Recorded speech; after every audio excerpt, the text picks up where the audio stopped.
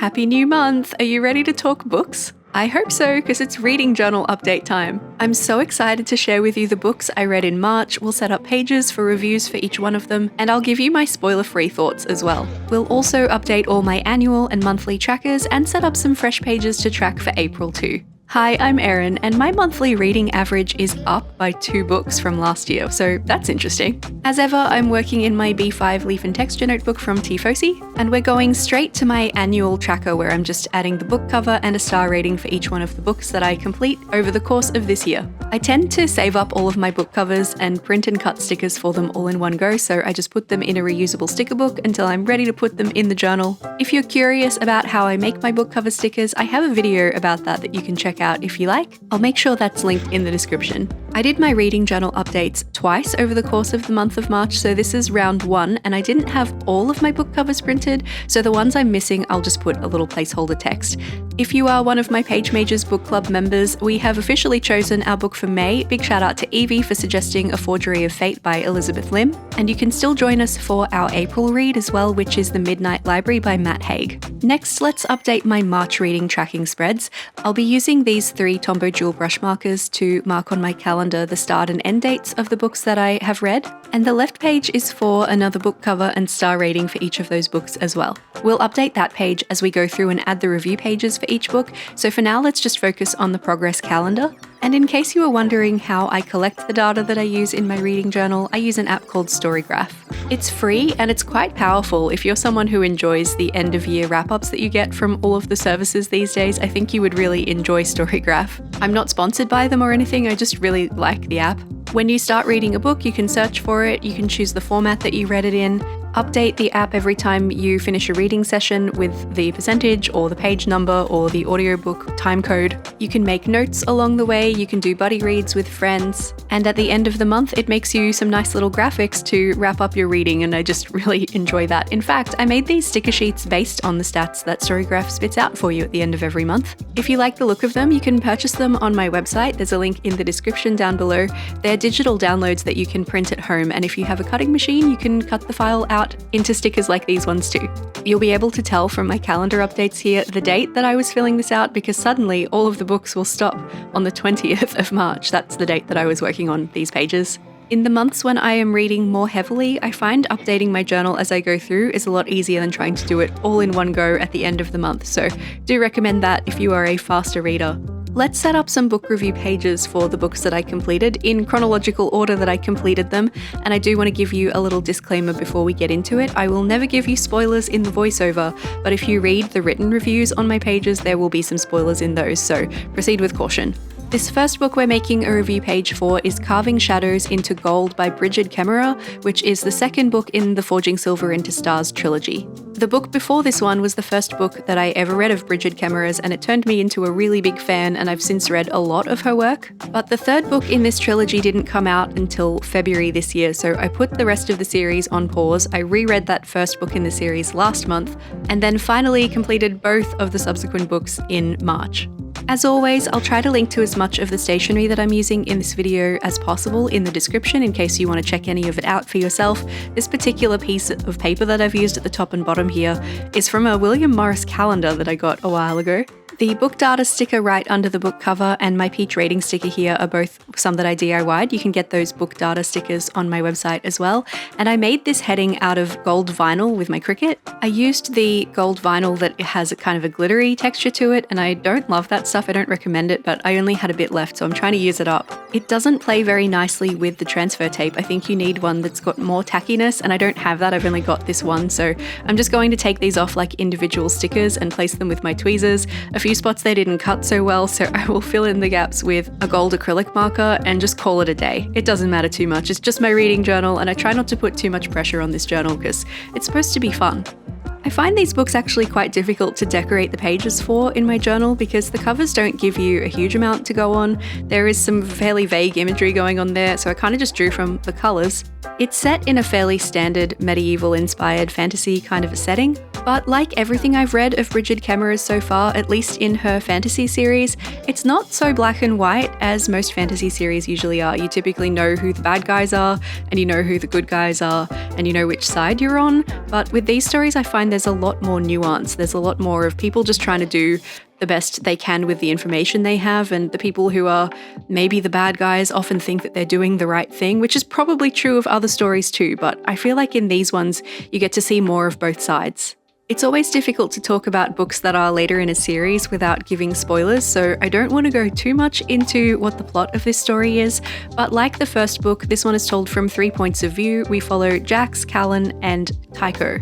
These characters have all grown up in a world that really hated magic, but magic has recently returned to their recently united kingdom, but the people are still scared, they're divided, they don't know who to trust, and they're all finding their lives are changing really quickly. This series is categorized as YA, so there isn't really any spice to speak of if that's something you like to consider when choosing your books. There is romance though, and just like with the previous book, there is queer romance, there's also disability representation. I would just love to crawl into the pages of this series and live there, but like not really, because there is a lot of conflict, but at the same time, I love these characters so much. It's probably worth mentioning that this series is a follow-up series to a previous one called the Cursebreaker trilogy. So there are spoilers in this series to the first one. I didn't know that when I read Forging Silver into Stars, so I'm not mad about it or anything, but I did go back and read those first 3 books before I came back to this series, so just something to note for context. I'll be rating all of the books today against my Peach rating system, which is one I came up with to rate books for myself. I have a video that explains how it works in case you want to check that out.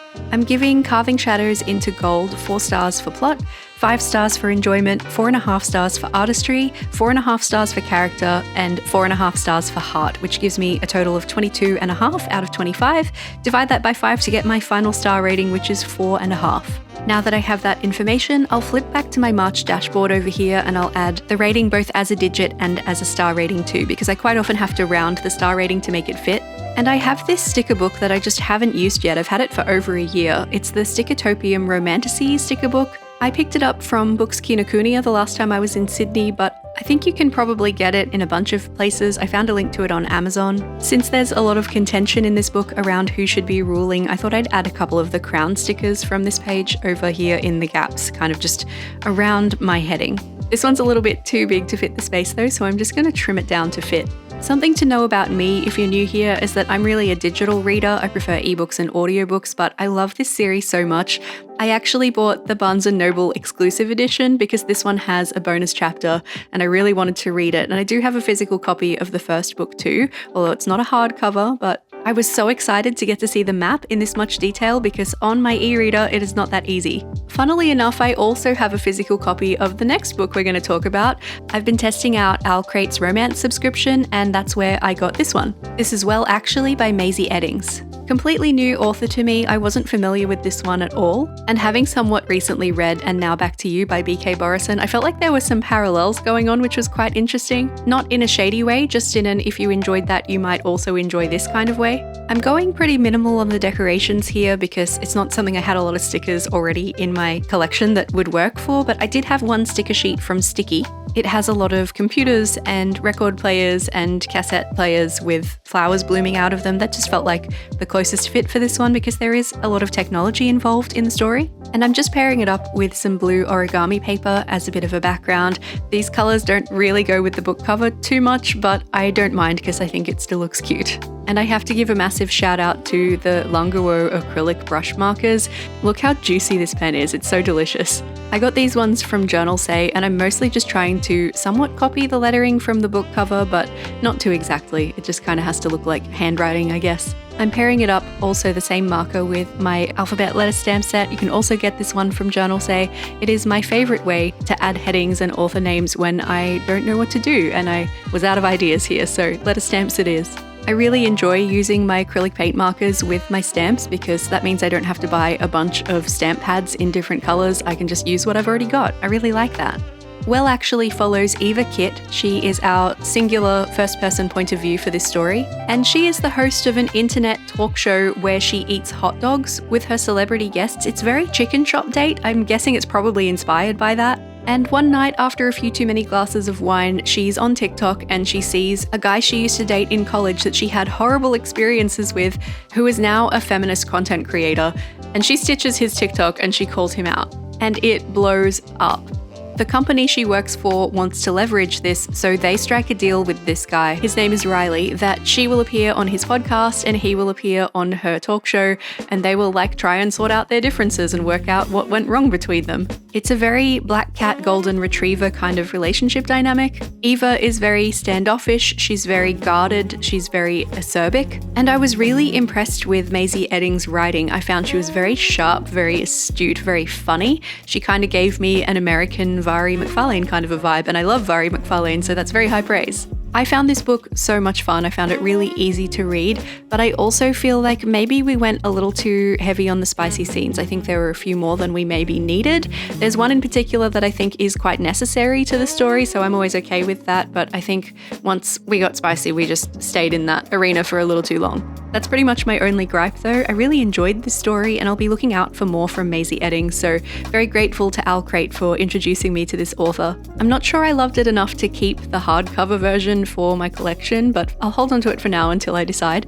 I've rated this one 4.1 on my Peach rating scale, so for purposes of readability on my star ratings and because Storygraph won't let you do a 4.1, I've rounded it down to an even 4. And I had this little offcut of blue paper left over and I didn't want to waste it, and I had this little space at the bottom of the page, so I thought I'm just going to stick some of this down here and fill in the gap. Next up was our Page Majors book club read for the month of March, and I'm so excited I finally get to use some stickers from the Classics collection from Sticky. I feel like I've been waiting for this moment. I'm pairing them up with another piece of paper with a Morris & Co design on it. I don't think they had anything to do with Greek mythology, but the colours look nice together, so that's my reasoning there. I mentioned my Page Majors book club a little bit earlier on, but I didn't go too far into it, so I thought I'd tell you a little bit more about what that is and how it works. Anyone can read the books that we have chosen for our Page Majors reads every month, but if you want to discuss them with us in a private Discord server, then you have to be a channel member on the Page Majors level. It's kind of like Patreon but built into YouTube, so you just hit the join link next to my channel name, or you can scan the QR code on the screen. All of the books that we read are suggested by members of the Page Majors, and every month we have a poll over in my private Discord server that we use to help us determine which will be our next read. We had our Circe discussion already, but we'll be delaying our discussion for The Midnight Library by Matt Haig, which is our April book, because I will be traveling throughout the end of April into early May, so we're holding off on that one until I get home, so it will be sometime later in May. And hopefully, if all goes according to plan, I will also be scheduling our discussion for the May book, which is A Forgery of Fate by Elizabeth Lim, soon after, so late May, early June for our discussion on that one. I always like to include some discussion questions so people can prepare for what we talk about, and it is a video chat over on Discord, but you can have your camera off and just do audio, or you can just use the chat, or you can just lurk if you prefer. It's a really good time and I enjoy them and I always look forward to them. Becca suggested Circe for us. Thank you, Becca, one of my wonderful Page Majors. I feel like it's worth mentioning that I don't know a huge amount about Greek mythology. I've read one of the feminist retelling Greek mythology stories previously about this time last year, Electra by Jennifer Saint, and I was both fascinated and repulsed by it because I typically don't like it when characters in books are horrible to each other. I don't love that. Obviously, some conflict is necessary or there wouldn't be a story, but the level of cruel that characters are in Greek mythology just kind of does my head in a little bit, so I did struggle with that a little bit reading Circe as well. But Madeline Miller's writing style is so beautiful. The prose was absolutely gorgeous, and there are so many wonderful quotes from this story that definitely made it easier for me to stay engaged. Circe is the daughter of Zeus, and she's kind of the black sheep of the family. Zeus banishes her to this island, and she comes into her own as a witch and meets an all-star cast of Greek mythology characters that you might recognize from the Odyssey. I don't recognize them from the Odyssey because I haven't read it, but I did go to see Project Hail Mary at the movies the other week. That was also one of our Page Majors books a few years ago, and I got the ad for the Odysseus movie that's coming out, and I was like, because of this book, I don't care about you, Odysseus. I don't want to see a movie about you, bro. Project Hail Mary was fantastic, by the way. Definitely go and see it. And if you haven't read the book, definitely read the book too. The audiobook is fantastic. So Circe was kind of a mixed experience for me. I definitely think I prefer Madeline Miller's writing style over Jennifer Saint's when it comes to the girly retellings of the Greek myths. Wow, that's a very reductive way to describe them. Don't mind me. I have had The Song of Achilles on my maybe next for some time. A lot of you have recommended it to me and I appreciate that. I think I will get to it eventually, but I just don't think I'm a frequent Greek mythology reader. I think I'm going to put it on the back burner for a while and wait until I have a bit of the mood, you know. I like to do a full double page spread for my Page Majors book so I can have a page dedicated to our discussion questions, which is what's happening on the right here, and I'll use the left page just for a little summary of my own thoughts and any quotes and that kind of thing. I actually took the questions for our discussion this time from Madeline Miller's website, which was really handy. She had discussion questions there, so if you also run a book club, I can definitely recommend looking for some questions there if you aren't sure where to start. I mentioned there are so many wonderful quotes, but the one I chose to record in my journal reads, "It is youth's gift not to feel its debts." So much happens in this book, I feel like it's quite difficult to talk about, but I can tell you what I rated it. I ended up giving this one 16 out of 25 on my Peach rating scale, which works out to 3.2, so I'm rounding that up to 3.25. I know this is a much beloved book and it has been rated very highly and received a lot of acclaim, so if you're someone who absolutely loved it, please don't take my enjoying it a little bit less as an attack. This is just my opinion and your opinion is absolutely valid. I tend to live my life in a fluffy romance kind of a place. That's what I enjoy the most, and so this was a little bit of a departure for me, but I do like to get out of my comfort zone sometimes. On to our next book. This is actually the final book in the trilogy for Forging Silver into Stars by Brigid Kemmerer. This one is Sparking Fire Out of Fate. There's a theme in these books where a particular kind of magic causes the air to turn really cold and ice to form, so I'm using this snowflake pattern paper that I got from Runa Marudi as part of her Patreon subscription, and I'm layering it up with some kind of purpley red grungy textured paper from Cora Crea Crafts, mostly just because these somewhat tie into the colours on the book cover. As I mentioned, I find it really hard to do these books justice in my journal because the covers don't give you a lot to go on besides some nice text. And I didn't want the journal getting super bulky, so I cut down the edge of the snowflake paper so that it would still peek out from underneath the other one, but it wasn't fully sitting all the way behind it. A little trick. I really have 3 go-to decoration placement systems for my reading journal. I'll typically do some stuff at the top and bottom all the way across, or a strip down the outside of a page, or like this one, opposite corner collages. So some stuff in the bottom left, some stuff in the top right, or that but in reverse.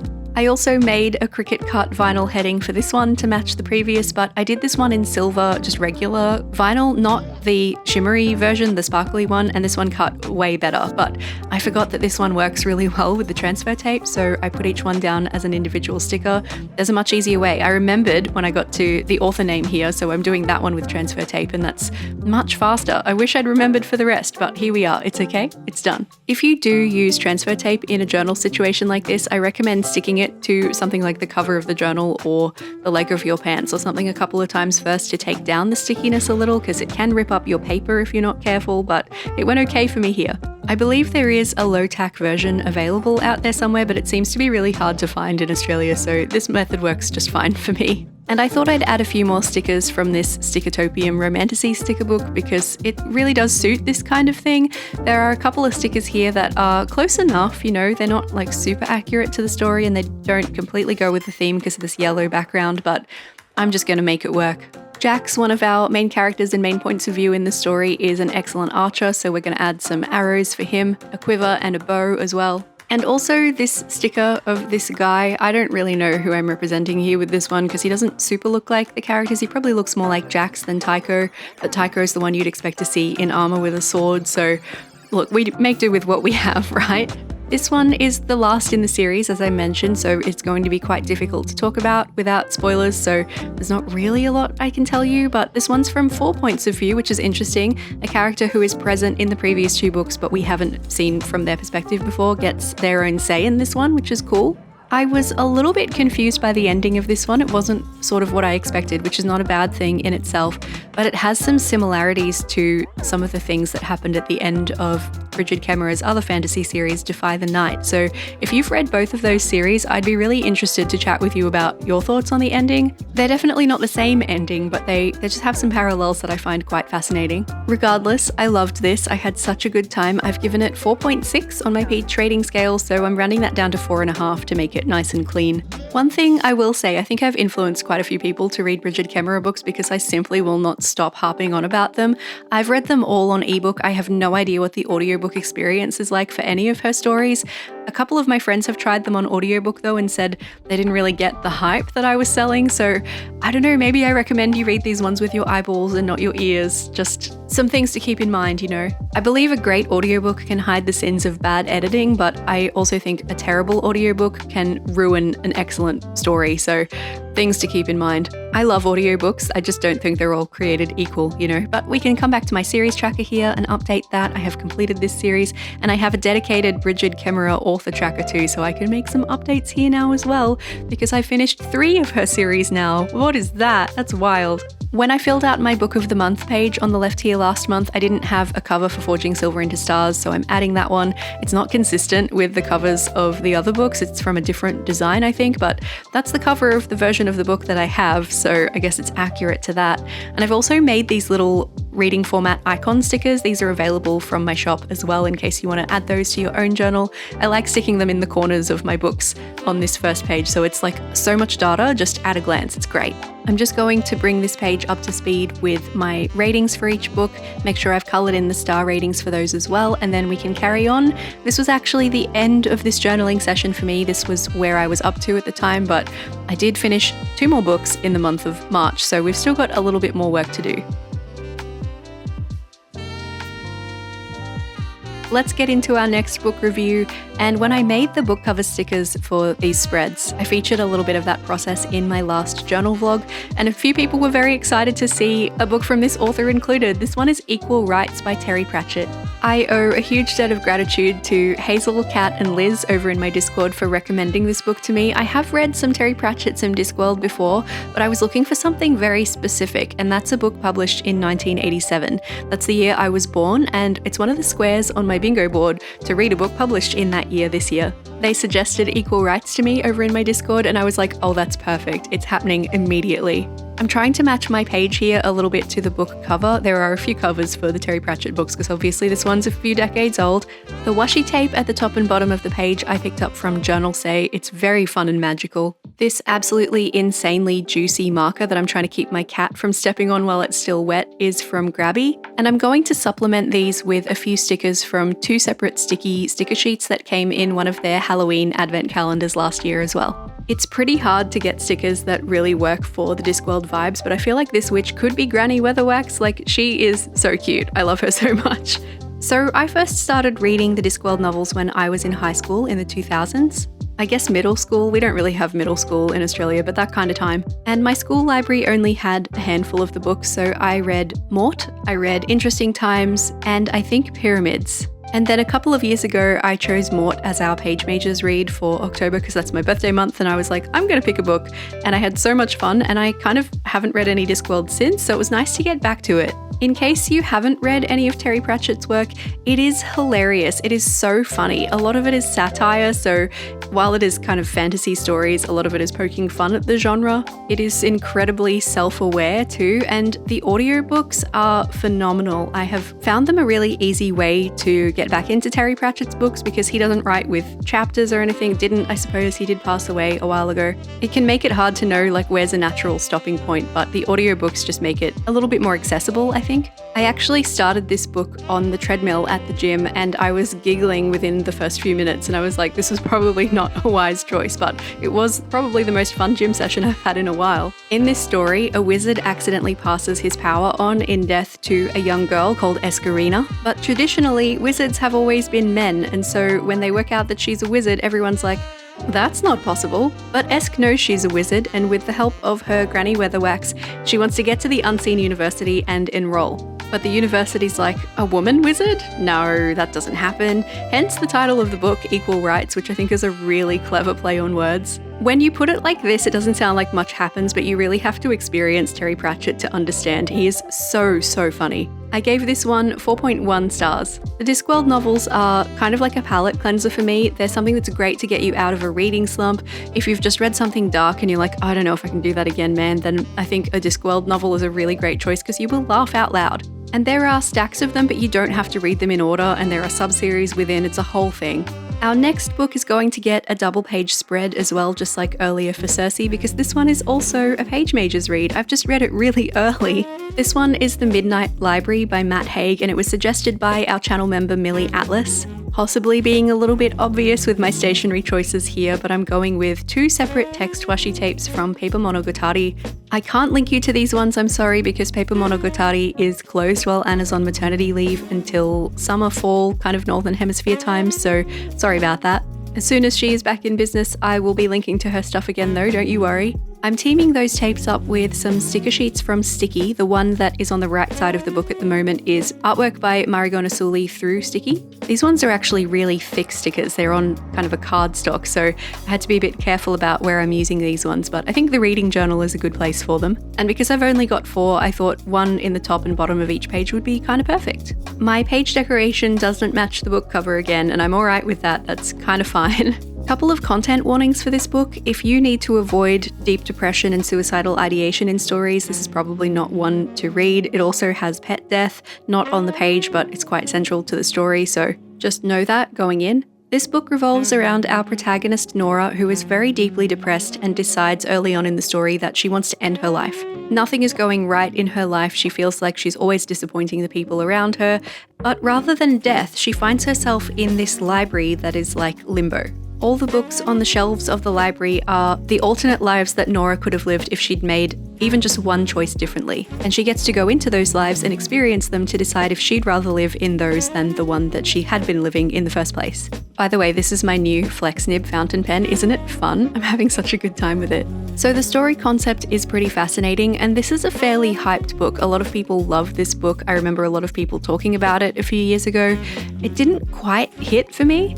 I feel like the writing was really what let it down for my experience. It was a little bit more simplistic than I would have liked.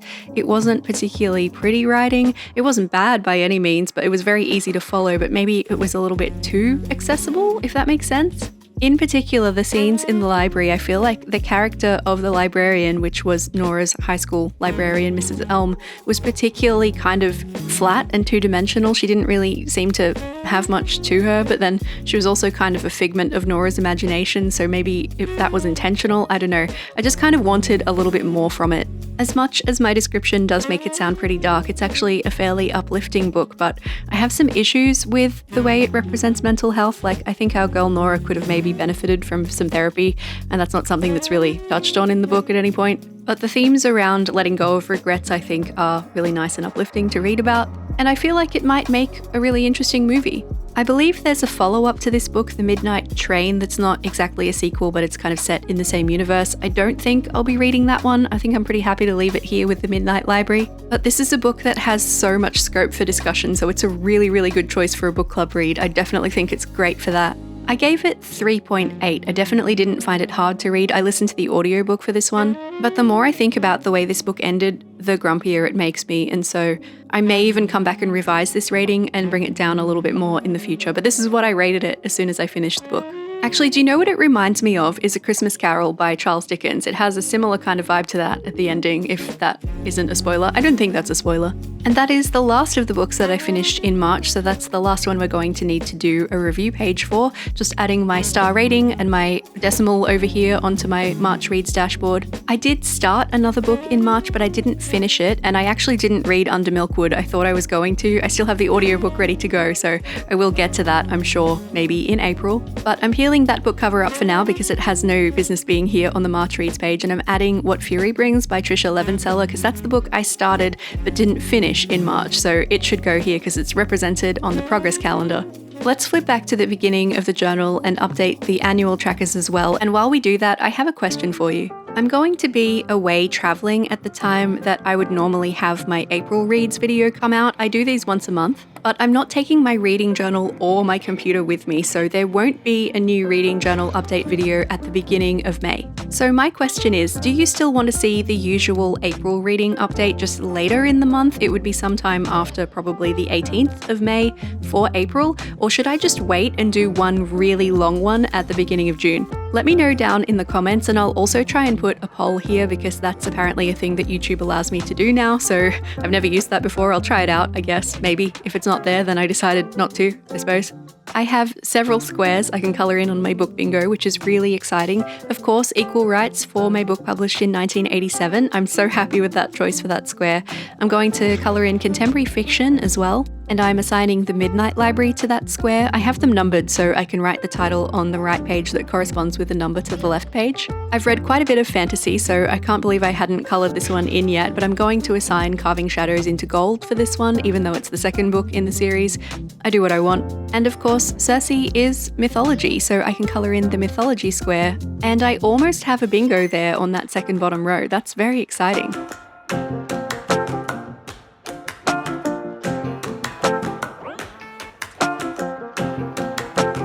There is one book I can cross off my maybe next list here, so I'm just going to do that. That was Well Actually. And I totally forgot to print a tiny book cover for my Year of Goober bookcase over here, so I'm just going to colour in for March the one that assigns, which is multi-POV. I'm going to use one of the Brigid Kemmerers for that, I'm not sure which one. And Sparking Fire Out of Fate was my top rated read in March, so I've put a book cover for that one on my Book of the Month page too.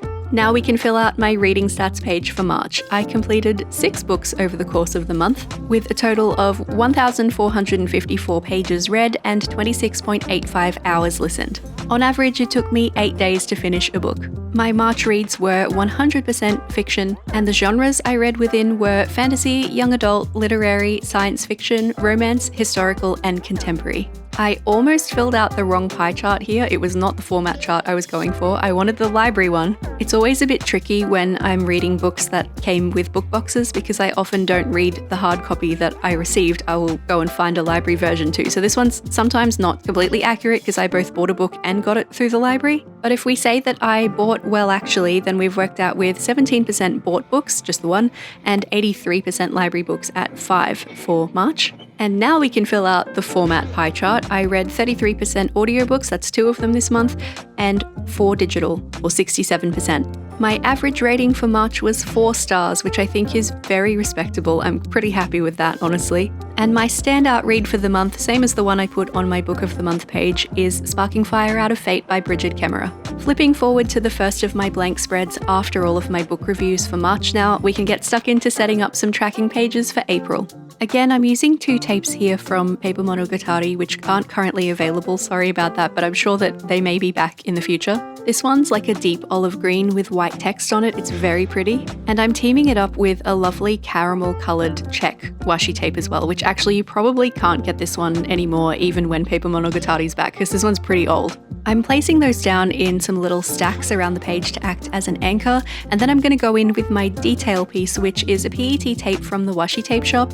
Unfortunately, this one is no longer available either. It was called Autumn Hues, but it's not listed on their website anymore, unfortunately, but it's very, very pretty. They do have one with pumpkins on that is still available that's called Autumn Rose, but the colours are very different to this one, and the pumpkins are white pumpkins on that one. It's gorgeous, it's just not similar to this one, but I'll link to that anyway in case you want to do something pumpkin-y. It is autumn for us in the Southern Hemisphere at the moment, which is why I'm leaning really hard into the pumpkins for this theme. Sometimes it sucks a bit being in the Southern Hemisphere because all the seasonal releases are for the opposite season of what you're in, and by the time you get to that season and you use the thing, the stuff is no longer available. It's just like a bit of a cruel cycle, but it's okay. I have it, I'm using it, and it's pretty. My plan here is to absolutely sticker bomb the crap out of this left page, the title page. I'm using some stickers from Paper Monogatari to add the April heading in the middle there, and I'm also going to use one of the older Paper Monogatari decorative sticker sheets as well to fill in some gaps a bit later on. And the right page is for my reading stats for April, and I'll be using some more of my own reading stats sticker sheets that you can get on my store to set those ones up too. Before we can really talk about April reads though, I have a question for you besides the one I asked you earlier, and that is, what was your favourite read in March? I always want to hear what the books are that you've been reading, that you've been loving. I get so many great book recommendations on my reading journal videos, and I love that so much, so please keep them coming.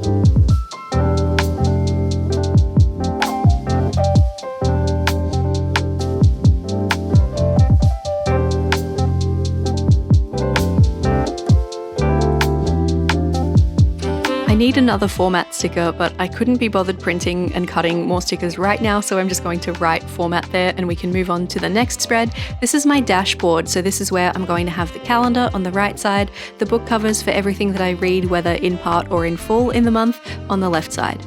I like to make my calendar spaces 4.grid spaces tall by 4.grid spaces wide, and in a B5 journal like this, it's very easy to fit that on a single page, which is great. I'll be decorating this spread in much the same way as the previous, so not as hectic as the April cover page, but just a similar kind of method. So a couple of strips of washi tape, one of each touching, and then layering some of the pumpkin stickers and florals right over the top of that, almost like they anchor the designs to the page.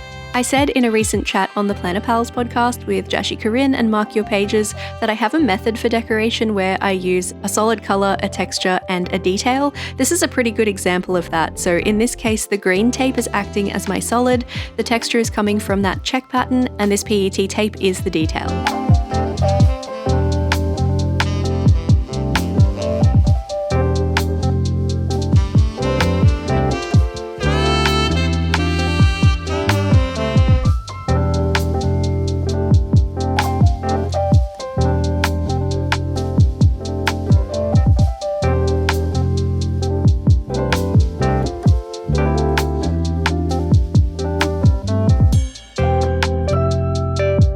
Half the time when I make little corner collages like these on the left page, I feel like they're kind of just floating in space and suspended, so my go-to way to fix that is to add a border. I'm just adding a little double line with a ruler that connects these top and bottom corner collages, so this feels like a more cohesive page.